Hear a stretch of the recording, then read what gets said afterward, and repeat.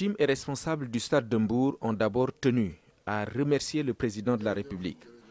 Successivement, le président du club, le comité des supporters, les parents, tous ont marqué leur gratitude au chef de l'État et son épouse, la première dame, pour leur assistance dès les premières heures du drame.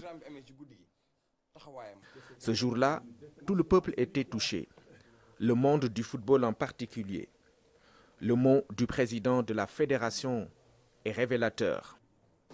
Mbour a été blessé dans sa chair, dans ce qui est le plus important. Quand des vies humaines partent, et dans ces conditions-là, ça ne peut être qu'un grand regret. Et donc nous voulons réitérer ici encore notre volonté d'œuvrer à des retrouvailles de la famille du football.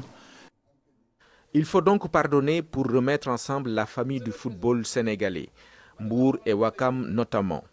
Après avoir réitéré les condoléances de la nation, le président de la République y invite les dirigeants, supporters et parents des victimes du club de la Petite Côte.